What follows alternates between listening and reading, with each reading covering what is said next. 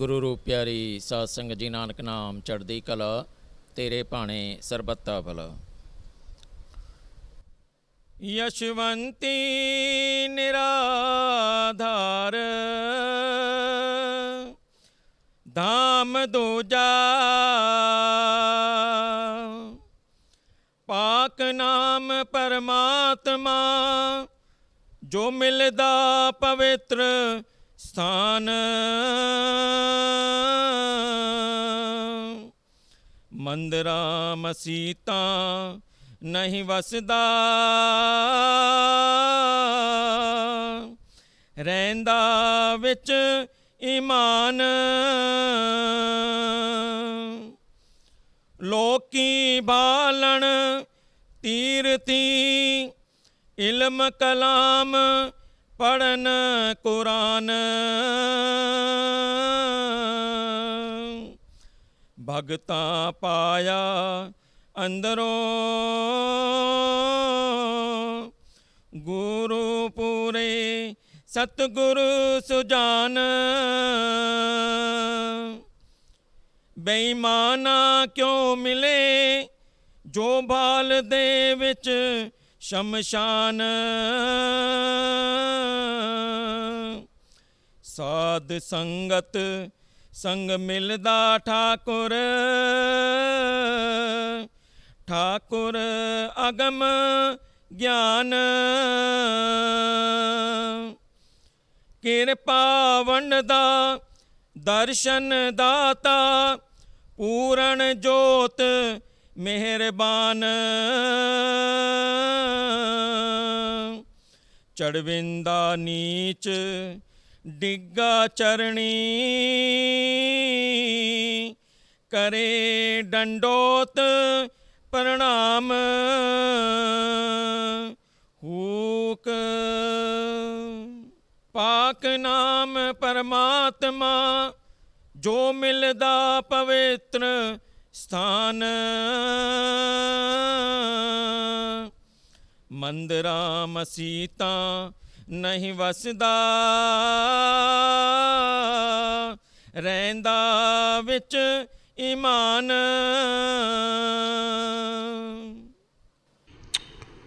गुरु स्वरूप प्यारे साध संगत जीओ, नानक नाम चढ़दी कला, तेरे भाणे सरबत्ता भला। साध संगत जीओ, ये जो आज का मुख्य वाक्य है, जो धाम दूजा में से लिया गया है, जो हुजूर महाराज शहनशाह आलिया महाराज दर्शन दास जी की रहमत कृपा के सदके तैयार हुआ है। हुजूर ने जो बयान करवाया है,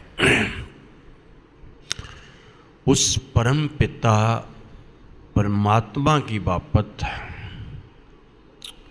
कि परमात्मा कहाँ है। लेकिन साथ में एक अंदर से आवाज़ आती है कि परमात्मा कहाँ नहीं है।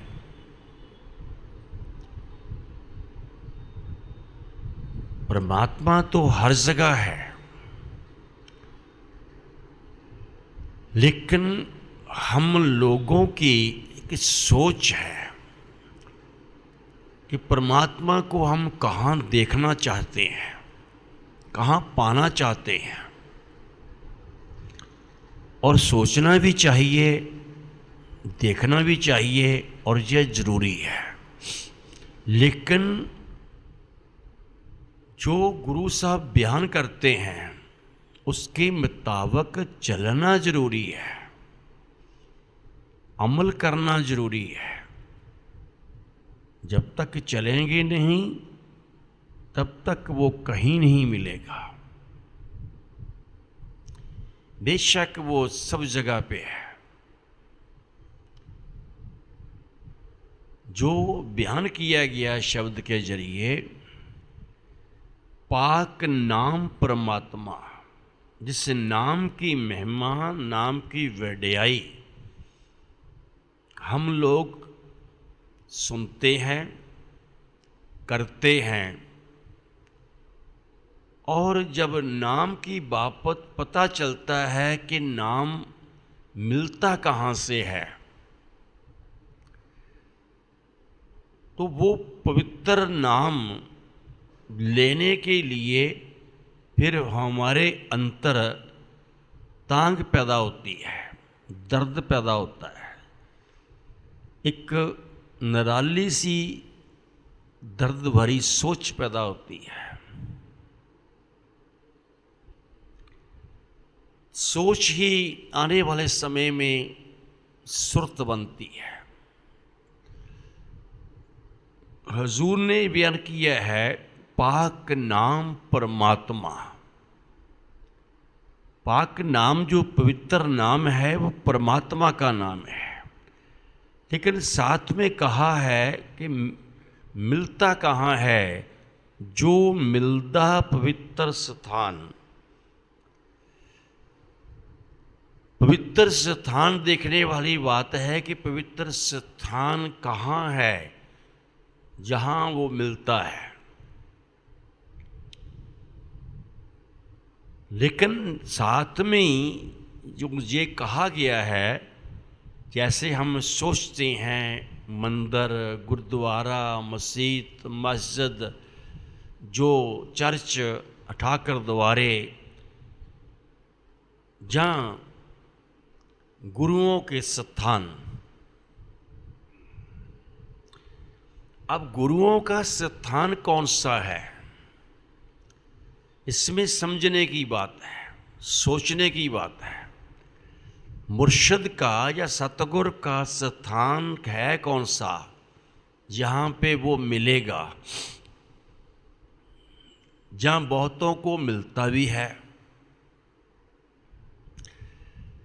इसी तुक में आगे बयान कर दिया है, जहाँ कहा मिलता पवित्र स्थान, साथ में कह दी कि मंदिर मसीतां नहीं वसदा, ਰਹਿੰਦਾ ਵਿੱਚ ईमान। कि ਮੰਦਰਾਂ ਮਸੀਤਾਂ ਦੇ ਵਿੱਚ क्यों नहीं वसदा? क्या मतलब है कि ये बाणी, ये सच्चाई क्यों आई है? अगर मंदिरों मसीतों में बसता होता तो मंदिरों मसीतों में मजहबों कौमों के झगड़े ना होते। फिर सोचने वाली बात है। मंदिरों मसीतों में, गुरु घरों में, चर्चों में फिर एक दूसरे के खिलाफ कभी कोई भी ऐसी बातें ना होती, या नफरत ना होती, या ईर्खा ना होती, या निंदा चुगली ना होती। जिसको पवित्र स्थान कह दिया, तो पवित्र स्थान के अंतर ये किसने इजाजत दी फिर निंदा चुगली करने की, ईर्खा रखने की किसने इजाजत दी है? परमात्मा तो दे नहीं सकता, सतगुरु दे नहीं सकता। सतगुरु तो हमें पवित्र होने के लिए ज्ञान देता है, प्रेरता है। जो प्रेरणा देता है, प्रेरणा किसकी है? उस परमात्मा की, निरंकार की है। जो प्रेरणा देता है पवित्र होने के लिए, शुद्ध होने के लिए, साफ सुच्चे होने के लिए, कि हमारी आंखें सुच्ची हों, हमारी जुबान सुच्ची हो, हमारे कान सुच्चे हों, हमारा कंठ सुच्चा हो, और जहाँ तक के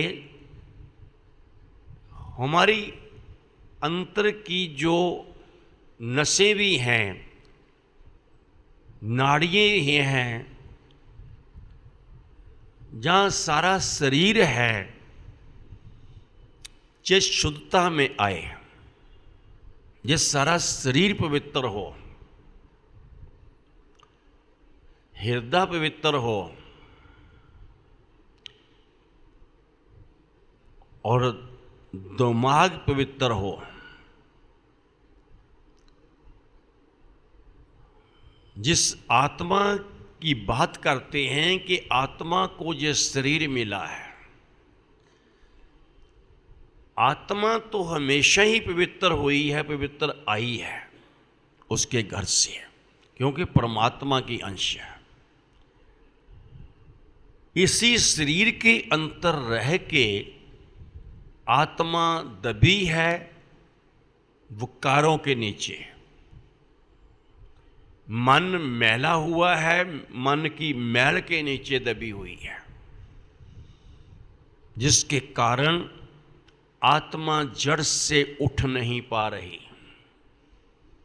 जिसको कहा गया है कि इसी शरीर में है, पैरों की तलियों में है,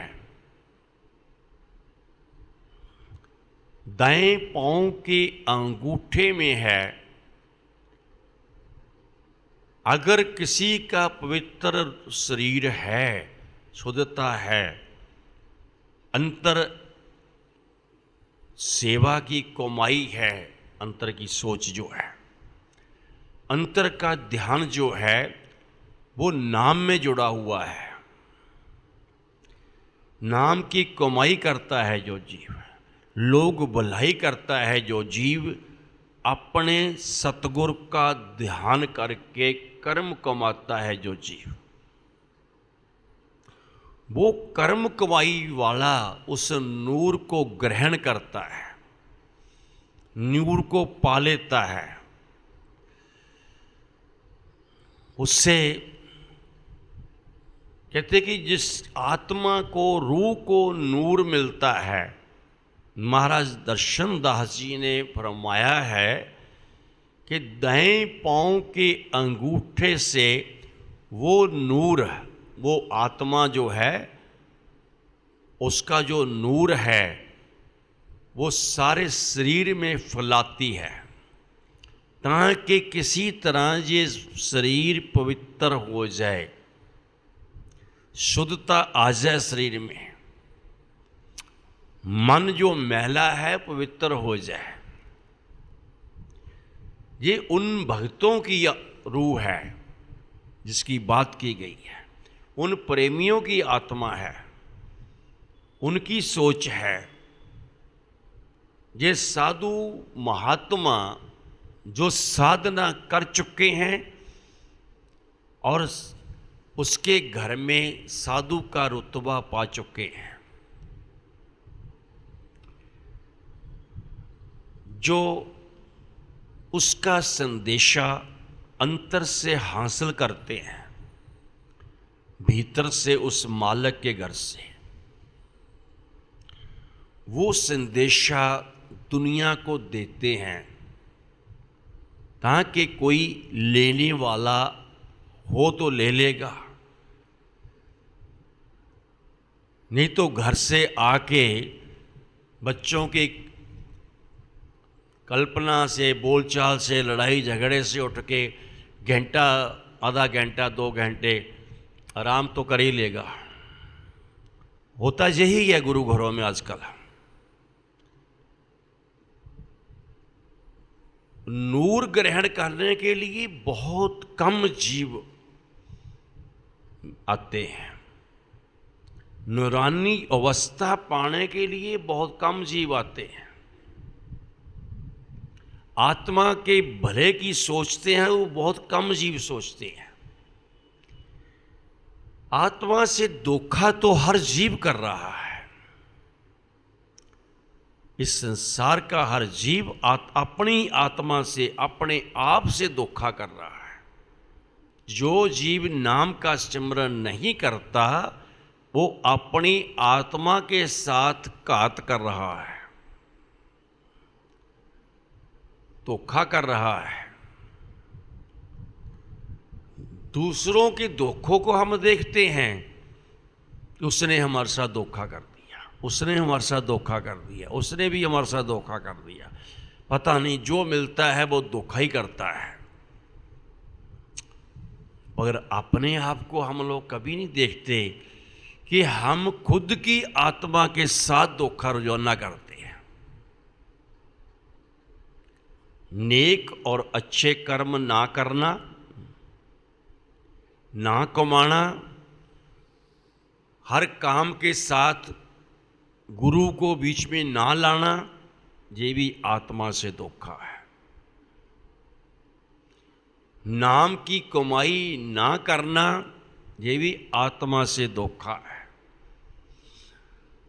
सतगुरु ने गुरु घर में आने का मौका दिया, वक्त दिया और एक ऐसी विध बनाई उस विधाता ने कि गुरु घर में जाकर के गुरु को मद्देनजर रखते हुए, गुरु को हृदय में रखते हुए, जो हृदय से, मन चित्त से सेवा करते हैं वो कर्म कमाते हैं।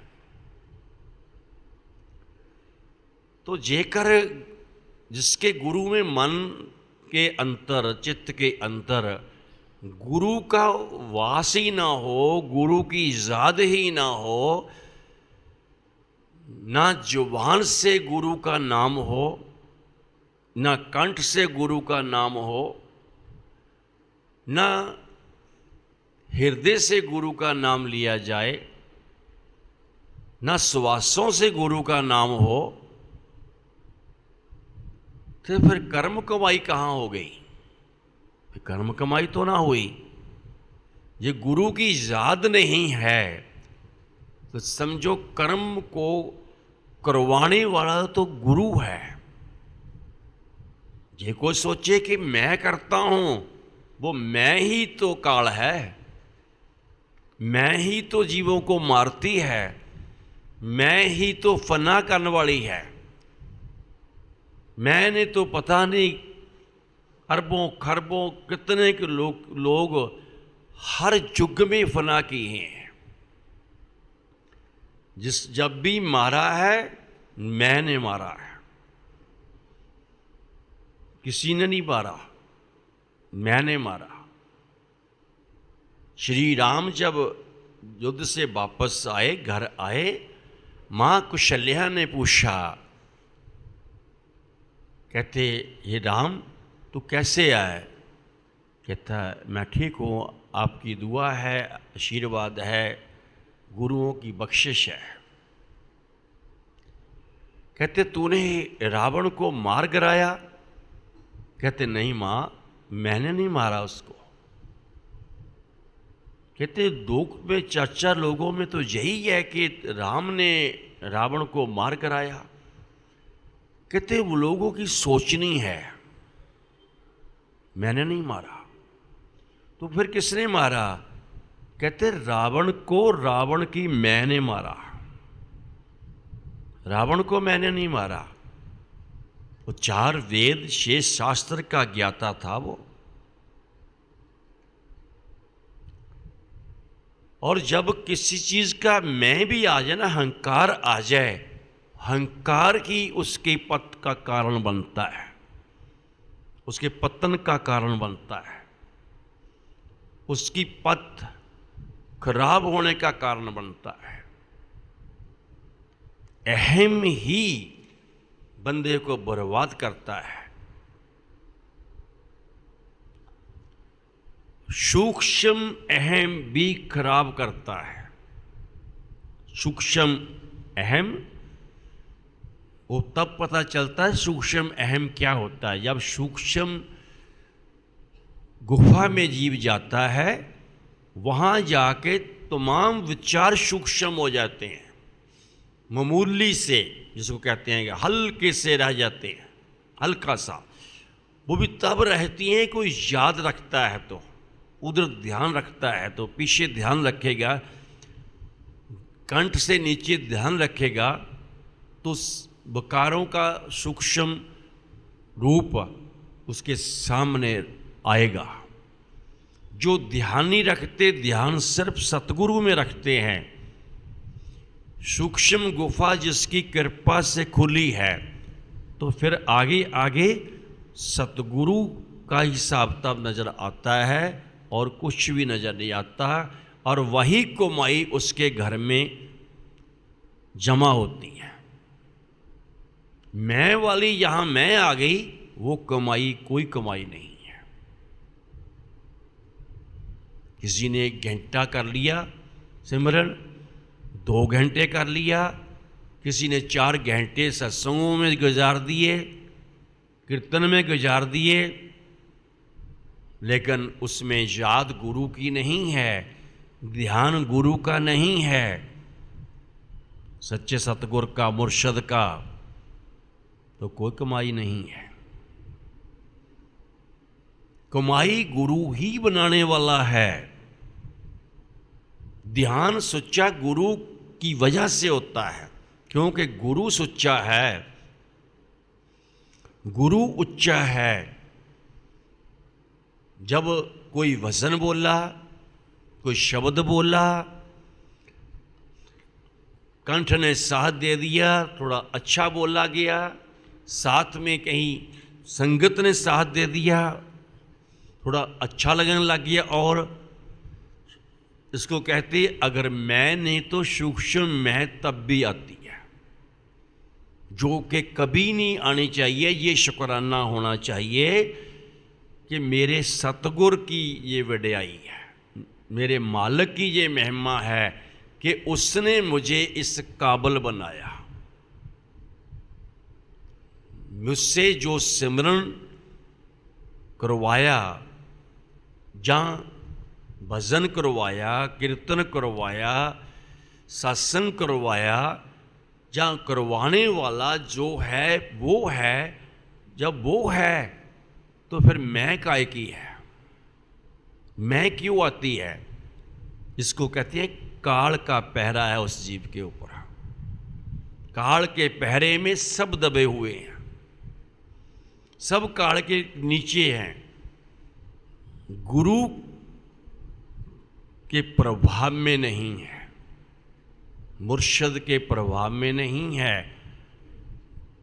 मुर्शद का मान जो है, मान तान सबको देने वाला है, मुर्शद ही रहमत करने वाला है, मुर्शद ही नाम देने वाला है, मुर्शद ही नाम जपाने वाला है, मुर्शद ही प्रेरणा देने वाला है, लेकिन हमारे अंदर उसका मान नहीं है। वक्त आने पे हल्का सा किसी को गुस्सा आ जाए, क्रोध आ जाए हल्का सा, समझो कि उस टाइम के मुताबिक खुद ही वो देख ले, अपने आप को जान ले कि वो उसी मुर्शिद के बारे में, गुरु के बारे में क्या क्या सोच बैठता है, कितने गिले और कितने शिकवे कर देता है अपने मन से ही। लेकिन कई तो ऐसे हैं दूसरों से भी कर देते हैं। सोचो जरा उसकी कमाई कहाँ जाती है फिर।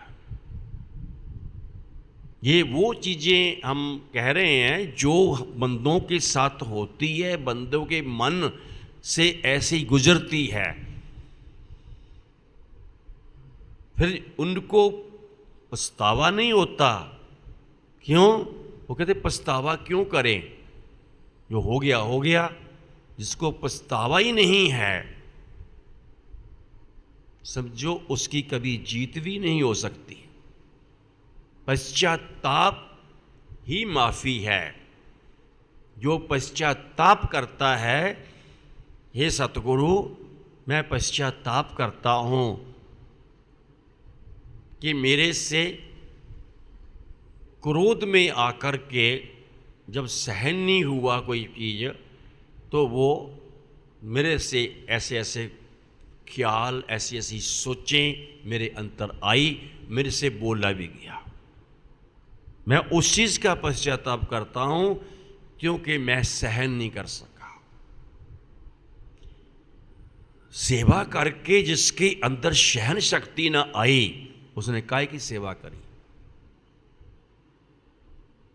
सहनशीलता नहीं आई। सहनशीलता उसकी आती है जो गुरु को साथ लेकर के चलता है, गुरु के सहारे सेवा करता है, गुरु के आश्रय सेवा करता है, जिससे गुरु करवाता है। जहां गुरु नहीं है वहां मैं हर हालत में रहेगी। गुरु बना करके भी गुरु नहीं रखते साथ में, गुरु को साथ नहीं रखते।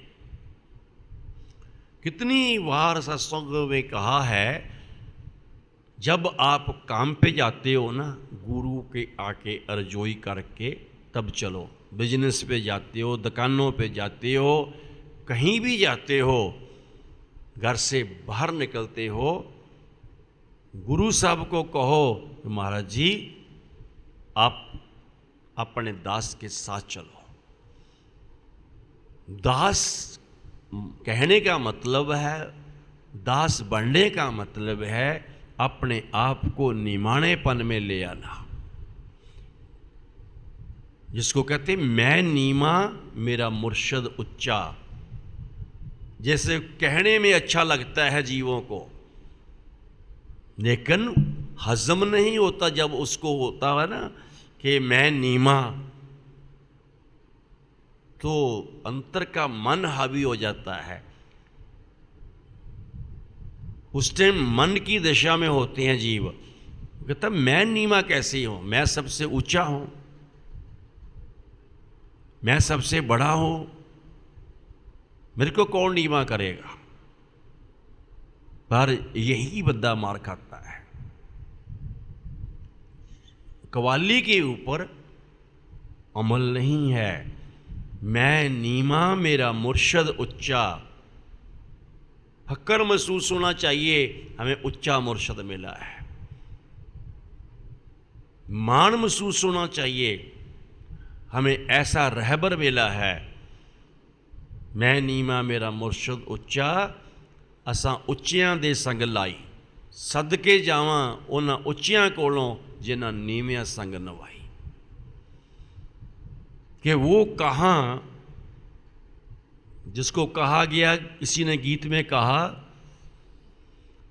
अंबरों पार ओही है। भाव सचखंड में भी वही है, पताल में भी वही है, और धरतियों पे भी वही है। जिसको महाराज ने कहा, सगल धरत तुम्हारी राम जियो, हम भयो कीट पतंगा। सर्वव्यापी सर्वशक्तिमान ये कह सकता है, ये कह रहा है कि हम भयो कीट पतंगा। तेरी धरतियों पे ऊपर हे राम जी सब धरतियाँ तेरी हैं, मगर तेरी धरती पे हम एक कीट पतंगे के समान हैं। कितनी बड़ी बात है, कितनी बड़ी शिक्षा मिलती है हजूर से कि हमें क्या बनना चाहिए और हम अपने आप में क्या है। बस हमारी मैं ही हमें मारी जा रही है। वो हमसे जुदा नहीं है, हम उससे जुदा होकर के बैठे हैं। वो कहीं भी जुदा नहीं है, वो जरे जरे में है, कण कण में है, हर जगह पे है। वो जुदा नहीं है। हम उसको याद नहीं करते सच्चे मन से, सच्ची सोच से, इसलिए हमें लगता है कि वो जुदा है। हमारी जिदों ने हमें जुदा बनाया उससे। हमने उसके याद नहीं किया सच्चे हृदय से, इसलिए वो जुदा दिखता है, महसूस होता है, लगता है जुदा है। किसी ने कहा मेरी मैं ने मैनू तेथों जुदा रखिया, मैनू बंदा ते तैनू खुदा रखिया। कि तू बहुतों की नजरों में खुदा है, पर मैं एक आम बंदा हाँ। तो मैनू आम बंदा ही कहा गया है, मैनू बंदा ते तैनू खुदा रखिया। पर ये जो मैं का खात्मा कैसे हो सकता है? मेरी मैं ने मैनू तेथों जुदा रखिया, मैनू बंदा तैनू खुदा रखिया। जद मैं ते तू दी हद मुक गई, फिर बंदा क्या ते मौला क्या। जब मैं और तू की हद खत्म हो गई, तू एक तू कहते हैं, एक तू कहते हैं, तू बोला गया परमात्मा के लिए जिस पे बिंदी नहीं आती, तू बोला गया परमात्मा के लिए। जैसे आप कह देना, तुसी कह देना, तुम कह देना, वो एक रिस्पेक्ट लफ्ज जो हैं वो। जद मैं ते तू दी हद मुक गई, फिर बंदा क्या ते मौला क्या। फिर फर्क खत्म हो जाता है, फिर एक हो जाते हैं। फिर दास और दाता एक रूप हो जाते हैं। हरि हरि जन दो एक हैं, पर जन तो बने कोई। अगर जन वाली अवस्था को छोड़ करके सिर्फ जिन वाली अवस्था में है, तो फिर तो मैं वाली अवस्था में है, भरपूर मैं वाली अवस्था में है।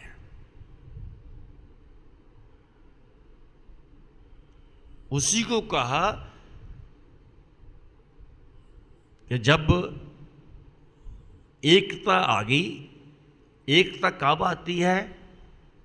जब ख्याल एक हो जाए, विचार एक हो जाए, सोच एक हो जाए।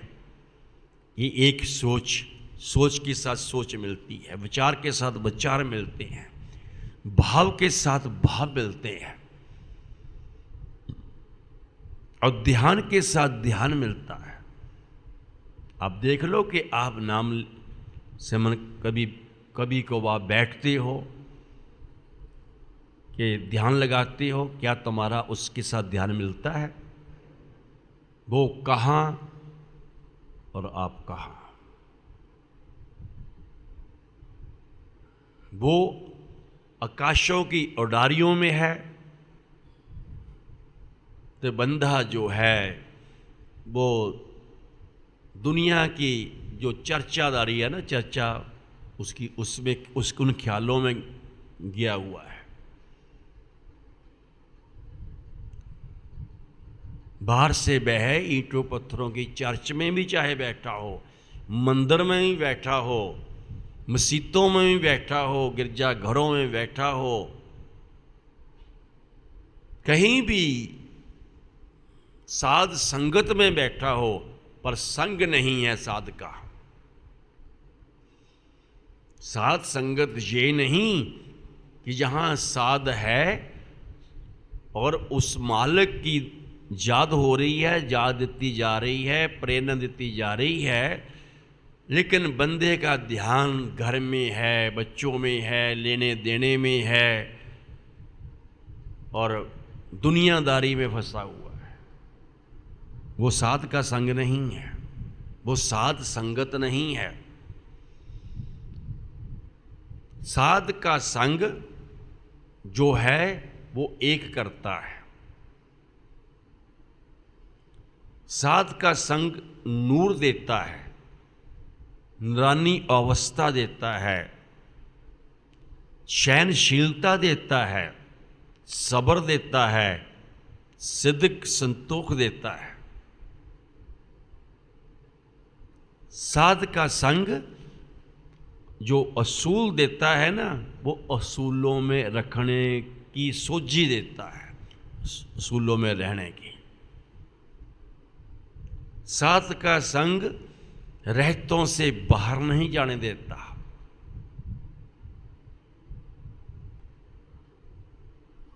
और मन जो है वो रहतों में आने नहीं देता। कितना फर्क है? क्यों? मन काल का एजेंट है। जिसका मन ऐसा है, समझो वो दिन रात चाहे जितना मर्जी कुछ करी जाए, रब्बी तौर पे जब उसका रब में ध्यान नहीं, अपने मुर्शद में सोच ही नहीं है, तो उससे पाएगा क्या? अमृत रस तो सबके अंतर ही है, पर आत्मा अगर चेतन अवस्था तक जाती नहीं है तो ग्रहण कैसे करेगी अमृत रस को?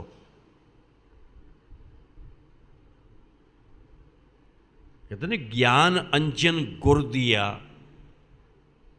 जो ज्ञान रूपी सुरमा है वो गुरु देता है।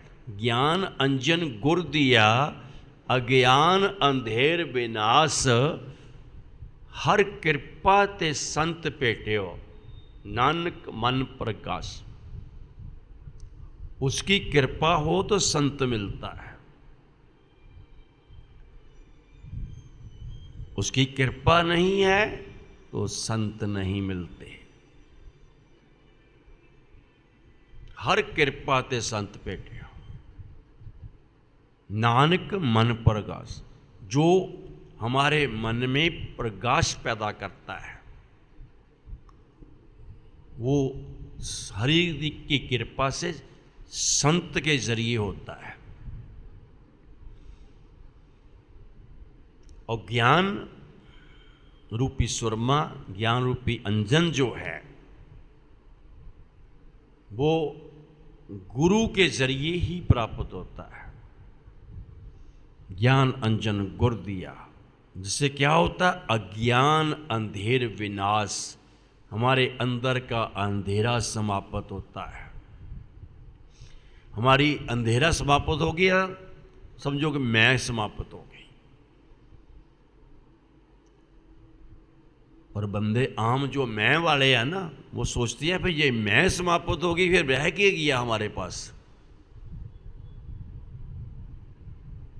मैं हूं तो सब है, नहीं तो मैं तो कुछ भी नहीं हूं। फिर जीवों की सोचें ही ऐसी भरी हुई हैं। इसी वजह से वो तू के साथ मेल नहीं होता। तभी ऊपर कह रहे थे, मेरी मैंने मैनू जुदा रखिया, मैनू बंदा तैनू खुदा रखिया। जब मैं ते तू दी हद मुक गए, फिर बंदा क्या ते मौला क्या? फिर तो इकमिक होगी। फिर तो वो बात होगी, हरि हरि जन दो एक हैं, बिन विचार कुछ नाही। फिर कोई भी ऐसा विचार नहीं रहता। बिन विचार कुछ नाही, जलते उपज तरंग जियो, जल ही विखे समाई। जल में से तरंगे निकलती है, वो दोबारा जल में ही समा जाती है। और जो तरंगें बाहर गिरती हैं, जल में नहीं समाती। बाहर कब गिरती हैं? नलके से पानी भरते भरते जब कूद के कुछ बाहर गिरता है ना, वो उस जल में नहीं समाता। ऐसे ही कुएं में से पानी निकला, चबच्चे में से बाहर गया, लेकिन उसमें समाया नहीं है, वो आगे के लिए जाता गया। वो मैला गंदला कई प्रकार के उसके रंग बदल जाते हैं। क्यों? जैसी जनता, जैसी दुनिया उसको छूती है, तो वैसे ही उसका हिसाब किताब हो जाता है।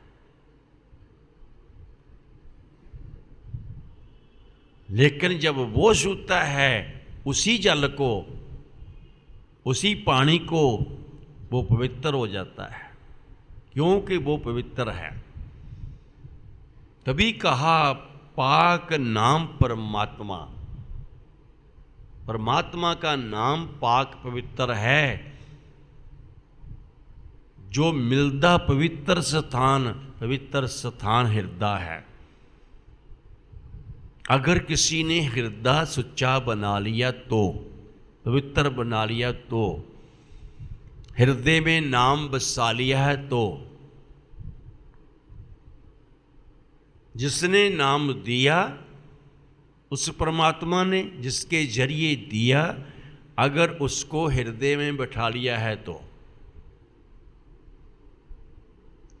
हृदय में वो नहीं है तो नाम कहाँ रहेगा? हृदय में वो नहीं है तो, अगर वो है किसी किसी के, वो हमारे हृदय ने उसको भी एक किस्म का अपनी सोचों के जरिए मैला करा हुआ है। क्यों? जिद में आकर के हर जीव अपने आप को मैला करता है, अपने आप को जुदा करता है उससे। जब जुदा कर लिया तो मैला अपने आप हो गया। जिसने अपने आप को उससे मिला लिया, उसमें मिला लिया, खुद को उससे मेल कर लिया, समझो कि वो अपने आप ही पवित्र होता जाएगा। क्यों? पवित्र करने वाला वो है, करता वो है, ये उसी को हक है सारी सृष्टि का दिया हुआ कि वही पवित्र है, वही उच्चा है, वही सुच्चा है, वही है जिसका नाम लेने से विचार पवित्र हो जाते हैं, सोच पवित्र हो जाती है, जिसको याद करने से हृदय पवित्र हो जाता है। और आत्मा चाहे वो जितनी भी दबी हुई हो बुरे कर्मों के नीचे, लेकिन जब सब कुछ पवित्र होना शुरू होता, आत्मा तो आत्मा है। जैसे एक हीरा पहाड़ों के नीचे दबा हुआ हो, लेकिन हीरा हीरा ही रहेगा। पहाड़ जब वहाँ से काट दिया जाएगा, साइड पे कर दिया जाएगा, वहाँ उस मिट्टी को, उस कचरे को उठा लिया जाएगा, नीचे से जब वो हीरा निकलेगा, उसको हल्का सा हाथ लगाओ, अब पानी में करो, जो मिट्टी लगी होगी वो भी हट जाएगी, हीरे की चमक दमक फिर वही होगी।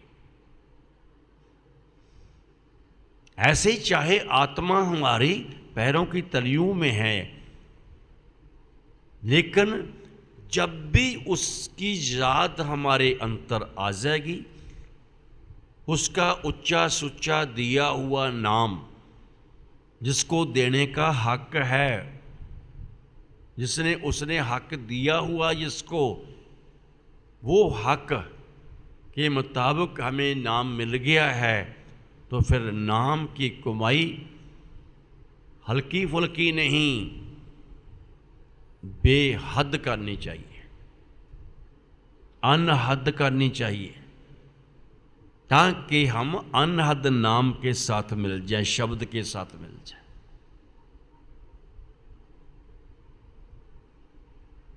अपना ईमान कायम कर लें हम, क्यों को वो रहता जो शब्द के जरिए पता चलता है कि मंदिरा मसीतों में नहीं रह बसता, वो कहाँ बसता है? रहंदा बिच ईमान।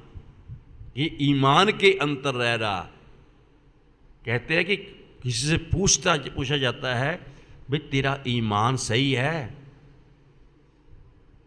किसी को कोई चीज़ देनी है या दी है, उसको यही कहा जाता है कि अपना ईमान पवित्र रखना, अपना ध्यान पवित्र रखना।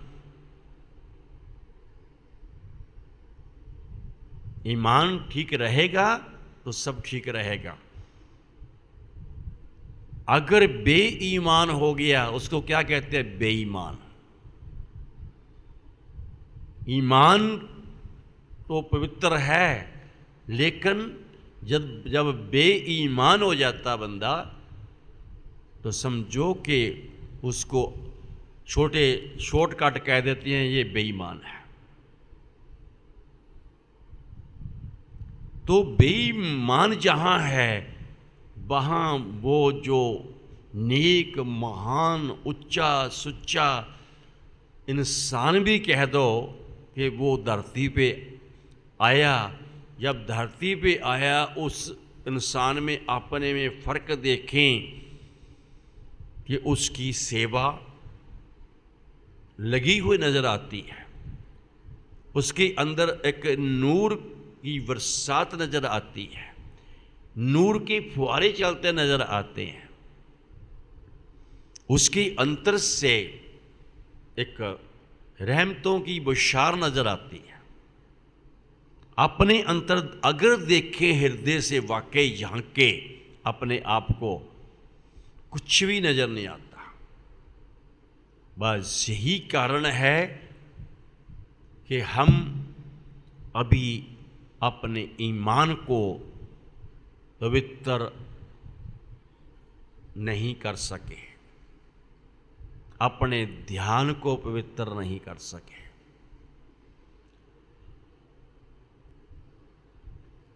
यही वजह, कहीं भी चले जाएं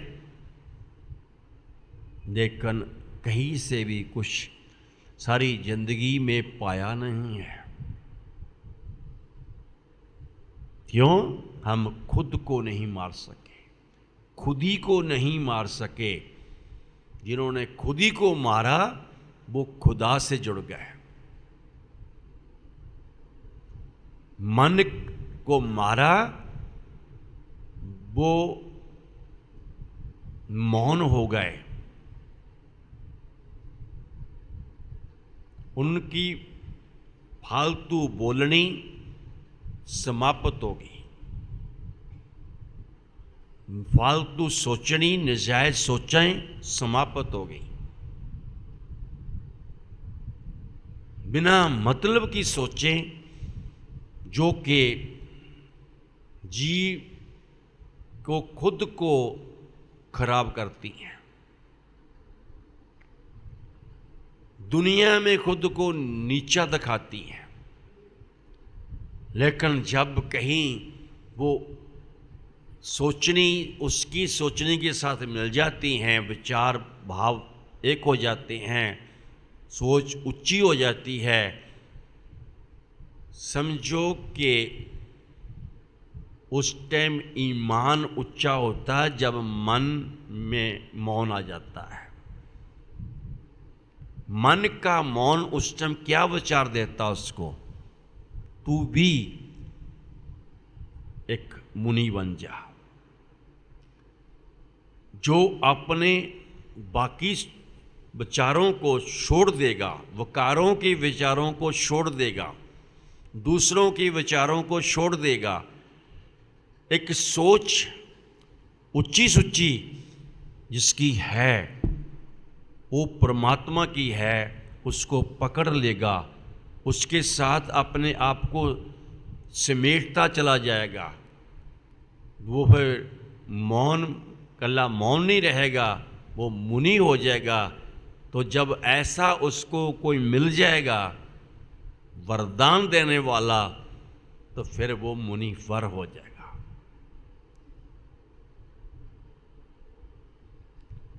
और ये मिले भी किसी को, लोगों को मिले भी हैं, लेकिन उस टाइम उन्होंने देखा कि इनको दे के अपने पल्ले से भी गवाना,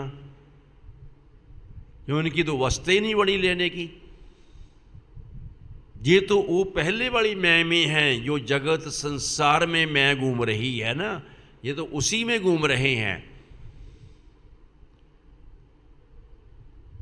कईयों ने कोशिश भी की होगी देने की, पर फिर भी कोई नई बात बनी, क्योंकि जो जैसा बंदा है, जिस चीज़ से भरा हुआ है, वो जहाँ भी जाता है ना, अपने आप को दिखाता है। उसका अपना आप क्या है, देखने वाले को नज़र आता, खुद को नज़र नहीं आता। अपना आप ये है कि वो मैं से, अहम से भरा हुआ है। दूसरे बंदे कह देते हैं कि भाई वो तो अहम से भरा हुआ है।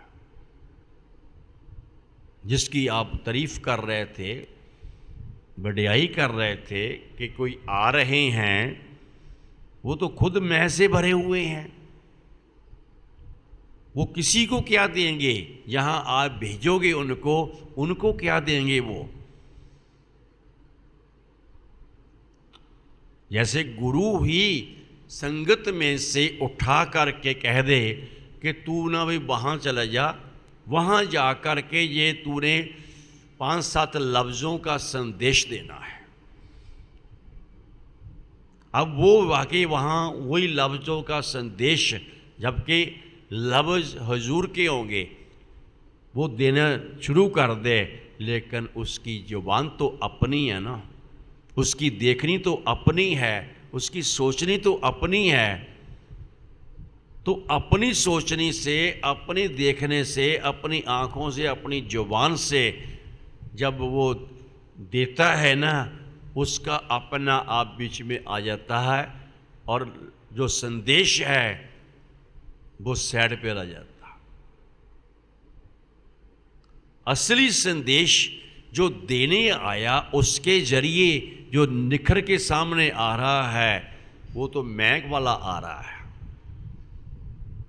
वो तो बोली से पता चलता है, उसकी चाल ढाल से पता चलता है, उठन बैठन से पता चलता है कि इसके अंतर संदेश देने की भी मैं है, कि मेरे को भेजा गया, मैंने वहाँ पे जाके संदेश दिया। ये नहीं तेरे पे एक कर्म किया उन्होंने, और वो कर्म करके तेरे को एक समा दिया, वक्त दिया, तेरे को मौका दिया, पर तूने उस मौके से लाभ नहीं उठाया। तेरी मैं से लोग डरते थे कि हम इस मैं के चक्कर में ना फंस जाएं, मैं ये हमारे में ना आ जाए। मैं को मारने के लिए तो बंदा गुरु के पास जाता है, मन को शांत करने के लिए, मन को मारने के लिए गुरु के पास जाता है। जहां जाके मन ना मरा तो फिर पाया क्या? जब तक मन काल के विचारों से खाली नहीं होता, वकारों से खाली नहीं होता, मन साफ नहीं होता, पवित्रता कैसे आएगी? जब खाली हो गया, गुरु के दिए हुए विचारों पे अमल करें, उनकी सोचों पे अमल करें, कि उनके अंतर ऐसा कुछ नज़र क्यों नहीं आता, बुरे विचार, बुरी बातें नज़र क्यों नहीं आती, अहम भरी बातें नज़र क्यों नहीं आती, हम में क्यों है ऐसा? क्यों? हमें आदत पड़ चुकी है, हमें हमारा स्वभाव बन गया बहुत लंबे समय से, कईयों का बहुत कई जन्मों से स्वभाव बना हुआ है। वो स्वभाव पक गया जो हमें नज़र नहीं आता, दूसरों को नज़र आता है। दूसरे बंदे चुप हो जाते हैं, उसका मतलब ये नहीं है कि वो डरते हैं, वो डरते इसलिए हैं कि हम ऐसे ना बन जाएं। वो डरते इसलिए हैं। जैसे कई बार कहते थे ना, भाई तू क्या बात है, तेरे को तू क्यों डर रहा था? कहता जी मैं डर तो नहीं रहा था, वैसे तो आप मेरे साथ हो, मगर मैं सीटें पड़ने से डर रहा था कि ये सीटें मुझ पे ना पड़ जाएं। अब ले लो कि सीटें काहे की पड़ते हैं? गंदगी के। सीटें गारे के, कीचड़ के, जब कोई वहाँ जानबूझ के पत्थर मारता ना, उसके छींटे जो उड़ते हैं वो किस पे पड़े? जो पास में से निकल रहा है उस पे पड़ते हैं। कहते मुझे उससे किसी से डर नहीं है, लेकिन छींटे पड़ने से कपड़े ना खराब हो जाए, बस बात वो है। डरता कोई नहीं है इस दुनिया में, लेकिन जो डरते नजर आते हैं ना, वो छींटे पड़ने से डरते हैं। कई तो ऐसे है कि मुंह लगने से डरते हैं। बात को कोई बात करे भी ना, उसको आगे बढ़ाने से डरते हैं कि पता नहीं किसी बात पे ये क्या सोचे, क्या बोले, जो इनका अहम जो है उसकी लपेट में हम ना आ जाए। अपने आप को जो संदेश लेने आते हैं ना, वो सिर्फ उस संदेश तक सीमित रहते हैं। वो कि मुर्शिद का, गुरु का संदेश ग्रहण करें और उसको अपनाएं, अपने अंदर ले जाएं और उस पर अमल करें। अपने आप को पवित्र करें। सोच पवित्र होगी, हृदय पवित्र होगा, मन पवित्र होगा, समझो कि सारा शरीर पवित्र हो जाएगा। मन मैला तो सब कुछ मैला। ये मन मैला हुआ या रहा तो सारा शरीर मैला हो जाएगा। आंखें भी मैली, जुबान भी मैली, कान भी मैले, क्योंकि वो मैले सुनेंगे। जिसने मैला बोलना है, क्रोध भरा बोलना है, अहम भरा बोलना है, जहाँ अपना आप दिखाने के लिए बोलना है, समझना भी ऐसा है, कोई उसकी तरफ देख लेना एक मिनट के लिए, ताकि इसको एहसास कराने का। उसको एहसास भी नहीं होता, उसको भी उल्टा ही बताएगा दूसरों को। उसको एहसास नहीं होता अपनी गलतियों का, अपने बोलने का, अपने विचारों का, सोचों का एहसास नहीं होता। क्यों? एहसास तब होता है जब न्यूट्रल बंदा हो, अपने आप को जिसने न्यूट्रल कर लिया है, नॉर्मल उस अवस्था में हो, फिर उसको एहसास होता है। किसी के हल्का सा एहसास कराने से, किसी के देखने से भी एहसास हो जाता है। किसी के हल्का सा बोलने से भी एहसास हो जाता है कि मेरी कहाँ कहाँ गलती है, और वो गलती मेरे को गिरा रही है। कोई मुझे नहीं गिरा रहा है, मेरी गलतियां ही मुझे गिराती हैं, कोई नहीं गिराता। जो साध संगत वाला, जो संत का, साधु का, महापुरुषों का संगी है, उन्होंने जो उनका संग करके गुण ग्रहण किए हैं, वो उनको संभालते हैं, उनकी सोच में लगे होते हैं वो तो। लेकिन दूसरा सोचे कि कोई गिरा रहा है, नहीं, अपनी गलतियों से जीव खुद गिरते हैं, खुद ही को मार नहीं पाते और खुदा को बुरा बनाते हैं। खुद ही को मार नहीं सके, इतने मौके मिलने के बावजूद भी खुद ही को नहीं मार सके, खुदा को बुरा बना देते हैं। अब देखना है कि अपने आप को, हर जीव को पता चल जाएगा अगर न्यूट्रल होकर सोचेगा तो पता चल जाएगा मैं कहाँ कहाँ गलत हूँ, मेरी बोली गलत है, मेरी सोच गलत है। जहाँ फिर कहाँ कहाँ मैं अपने आप को बदल सकता हूँ कौन सी बातों को लेकर के, गुरु की मुर्शद की सोच को लेके, मुर्शद के दिए हुए नाम सिमरन को लेके, खामोशी को लेके मैं खामोश हो सकता हूँ। तो आस्ते आस्ते मैं बदलना चाहूँ तो बदल सकता हूँ। अगर मैं ही नहीं बदला चाहूँ तो मुझे फिर कोई भी नहीं बदल सकता। क्यों बदलेगा कोई? अपना समा क्यों बर्बाद करेगा कोई? अपना समा अपने सतगुरु की साथ जोड़ेगा, उसमें वो उस समय से उससे फायदा लेगा, उसकी याद में लगाएगा। किसी की बुराई हल्की सी भी उसके बारे में सोचेगा ही क्यों? वो छोड़ देगा उसको उसके पे। ठीक है, वो अपने जगह पे राजी, अपने ख्यालों में राजी, हम अपने यार के ख्यालों में राजी,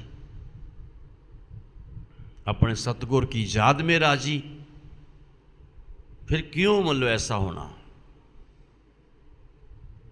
तो इस वजह से इन चीज़ों का ध्यान हमने खुद रखना है। खुदा ने हमें सबको मौका दिया है, वो अच्छों को भी मौका देता है, बुरों को भी मौका देता है। अच्छे विचार लेके और अच्छे बन सकते हैं, उन पे अमल करके। बुरे अपनी बुराई को नहीं छोड़ पाते, इसलिए वो और बुरे बन जाते हैं, वो बुरे ही बनते जाते हैं, बुरे कर्मों में लगे रहते हैं, बुरी सोचों में लगे रहते हैं। उनके अंतर उबल के उठ के आती हैं बुरी सोचें, उनको पकड़ते रहते हैं।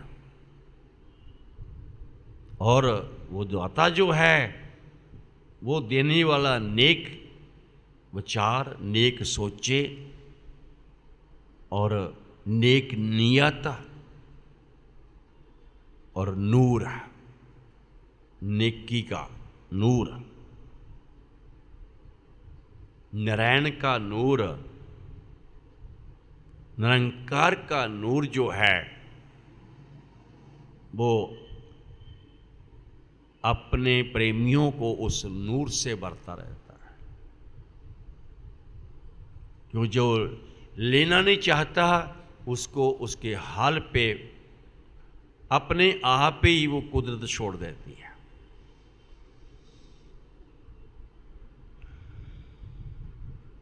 देखना ये है कि हमने क्या लेना है।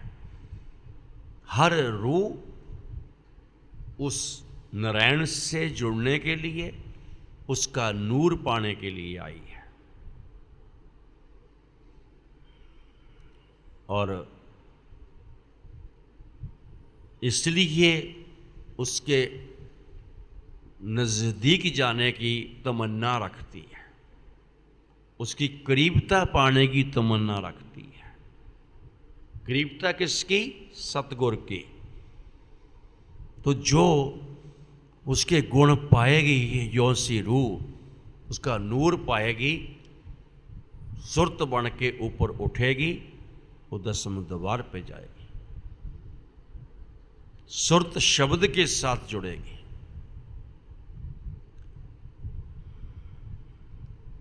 और वो शब्द ही तो है जिससे सारी सृष्टि तैयार हुई है। शब्द को बढ़ाई दी गई है, उस शब्द को, जिस शब्द की बात सत्संगों में की जाती है। उस शब्द के जरिए सृष्टि तैयार होती है, जिसको कहा शब्दे धरती, शब्दे आकाश, शब्दे शब्द भय प्रकाश, सगली सृष्टि शब्द के पासे, नानक शब्द घट घट आसे। वो शब्द हर घट में है, हर जीव के अंदर है। बस ये है लॉक लगा हुआ है,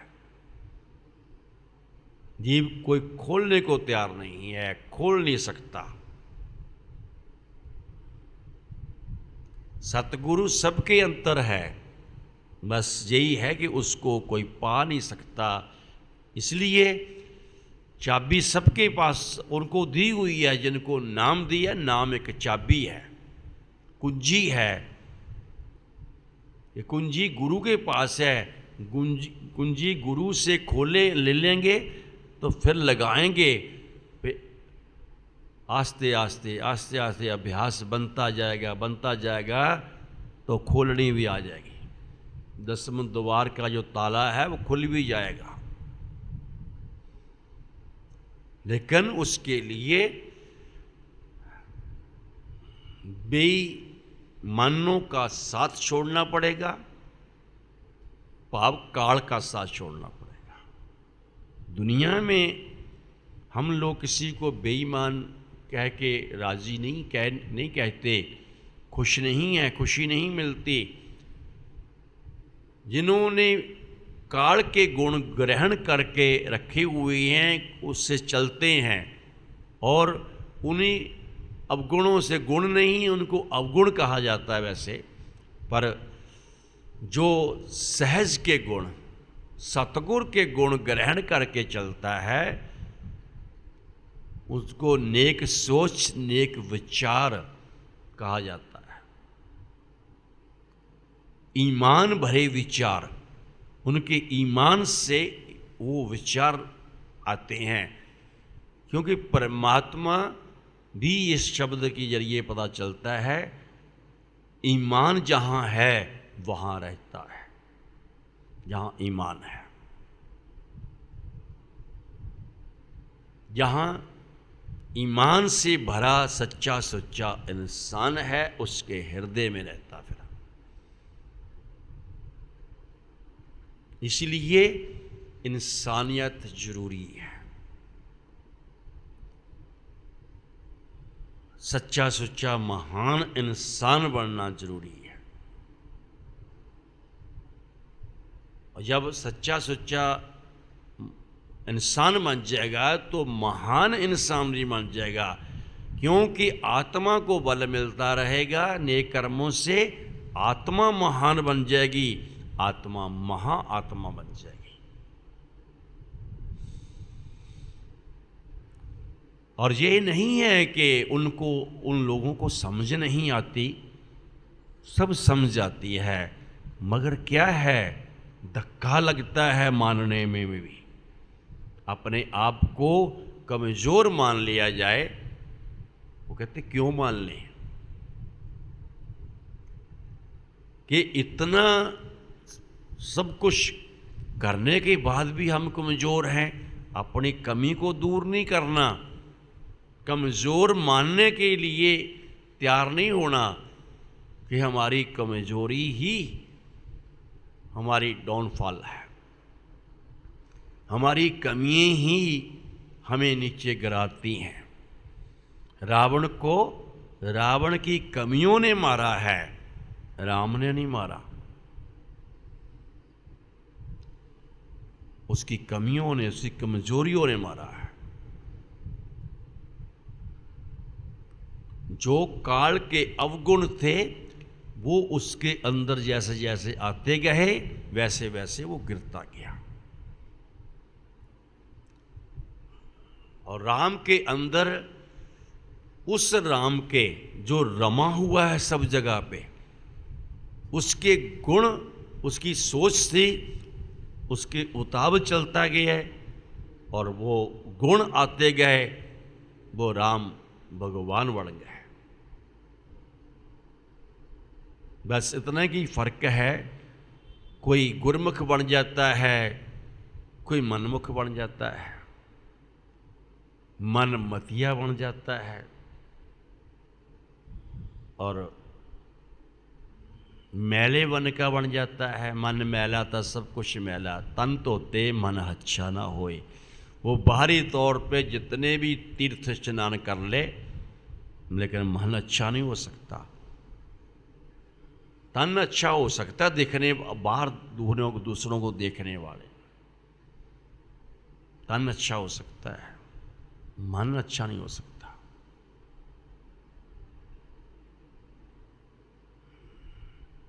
इसलिए हम देखें कि हमने क्या बनना है। आगे महाराज फरमान कर रहे हैं, लोकी बालन तीर्थी इल्म कलाम पढ़न कुरान भगता पाया अंदरों गुरु पूरे सतगुरु सुजान।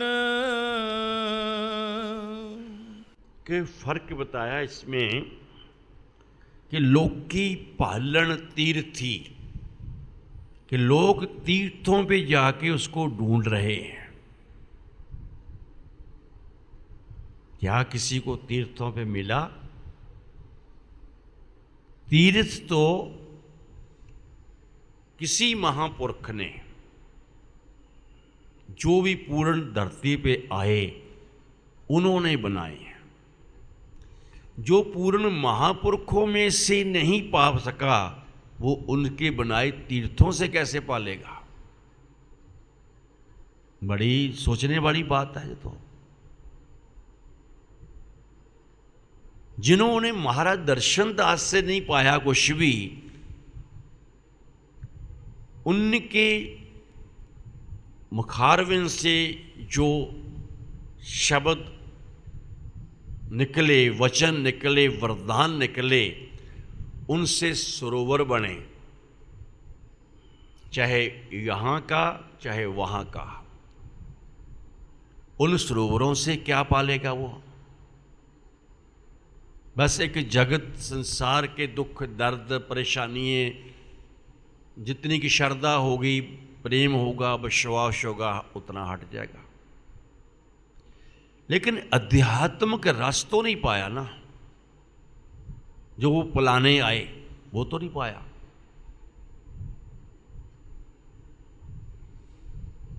हमें तो उनकी पहली नज़र जब उन्होंने देखा था ना, हमें वो अब तक याद है।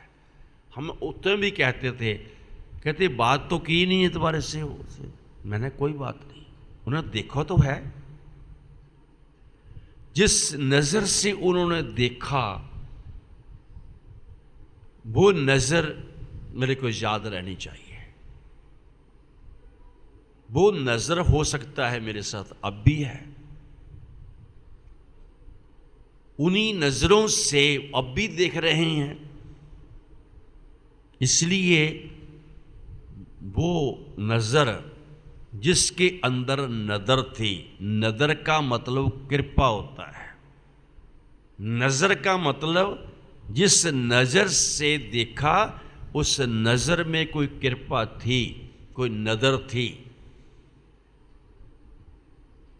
ये अपनी अपनी सोच है। इसलिए ये जो बताया गया है, लोकी पालन तीर्थी इल्म कलाम पढ़न कुरान, कि कुरान में से इल्म लेकर के पढ़ते हैं। सोच अपनी अपनी है, उसको उसमें सोच उसकी नहीं मिलाते जिसने वो बयान किया है। जहाँ जिन्होंने जो बयान करने के लिए धरती पे आए, उनको जानने की कोशिश नहीं की। अपनी बुद्धि से ही, बुद्धि चोर के पास भी है, बुद्धि ठग के पास भी है, बुद्धि साधु के पास भी है। उसके मुताबिक जो चलते हैं, अलग अलग हिसाब से, अलग अलग हिसाब से पाते हैं। साधु अपने हिसाब से जब ध्यान से सोचता है, लगाता है, ध्यान तो लगता है, उसको कोई रब्बी सोच उसके अंदर उतरती है। चोर ठग जो अपना ईमान पहले खराब कर चुके हैं, ईमान नहीं है, तो फिर वहाँ पे सोच भी तो वैसी ही आएगी। वो अपने हिसाब से पाते हैं, अपने हिसाब से सोचते हैं। इसलिए इल्म करते हैं, जादू टूणे भी करते हैं, उसका गुरमुखों के ऊपर क्या असर है, साधुओं के ऊपर उसका क्या असर होना है, महात्माओं के ऊपर क्या असर होगा। जिसकी आत्मा महाआत्मा बन चुकी है उसको वो कैसे छू लेंगे। महाआत्मा जाके बनती 10वें द्वार पे। महानता तो वो है कि वो वहां पहुंच गए, तो वहां को ताला खोल लेगा 10वें द्वार का तो ही पहुंचेगा ना। उसके लिए तो कोशिश ही नहीं किसी ने की। जंतर मंतर तंत्र में सब दुनिया फंसी हुई।